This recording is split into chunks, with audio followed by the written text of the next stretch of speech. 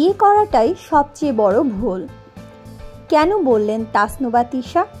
জানতে চাইলে চোখ রাখুন আমাদের চলমান বিশ্বে। হ্যালো গাইস, আসসালামু আলাইকুম। সবাইকে স্বাগতম আমাদের চলমান বিশ্বে। বিয়ে প্রসঙ্গে কি বলছেন তাসনুবা তিশা? বিয়ে করাটাই নাকি সবচেয়ে বড় ভুল। কেন বললেন এই অভিনেত্রী? সে প্রসঙ্গেই থাকছে বিস্তারিত আমাদের আজকের আয়োজনে। তাহলে চলুন দেরি না করে শুরু করা যাক আমাদের চলমান বিশ্বের আজকের আয়োজন। ছোট পর্দার বর্তমান সময়ের দর্শকপ্রিয় অভিনেত্রী তাসনুবা তিশা ব্যক্তিজীবনে 2014 সালে ভালোবেসে ফারজানুল হককে বিয়ে করেন তিনি। সেই সংসারে ছিল তার একটি কন্যা ও পুত্র সন্তান। তবে বিয়ের 4 বছরের মাথায় ভেঙে যায় অভিনেত্রীর সংসার। 2018 সালে স্বামীর সঙ্গে বিচ্ছেদের ঘোষণা দেন তিশা।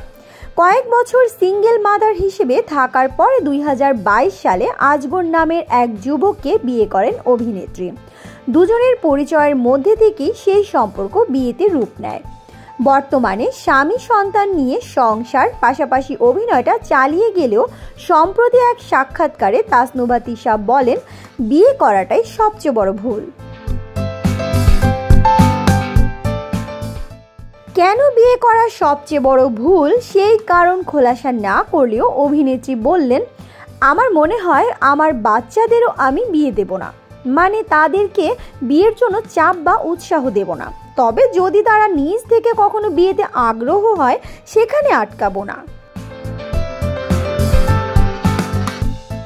তিশা আরও বলেন, বিয়ে বিষয়টা অনেক বড় বিষয়। এটা একটা দায়িত্ব, বিশেষ করে মেয়েদের জন্য। তাদেরকে অন্য একটা পরিবারে যেতে হয়, অন্য একটা পরিবেশে মানিয়ে নিতে হয়। যদি আমার সন্তানেরা সেটা করতে চায় তাহলে আমার আপত্তি নেই, তবে আমি তাদেরকে বিয়ের জন্য উৎসাহ দেব না, বাকিটা তাদের ইচ্ছা।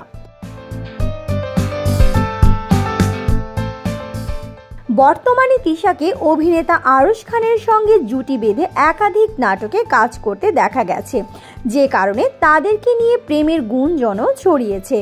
তবে অভিনেত্রী জানিয়েছেন আরশের সঙ্গে তার কোনো প্রেমের সম্পর্ক নেই, একসঙ্গে জুটি বেঁধে কাজ করছেন বলেই বিভিন্ন গুজব ছড়িয়েছে।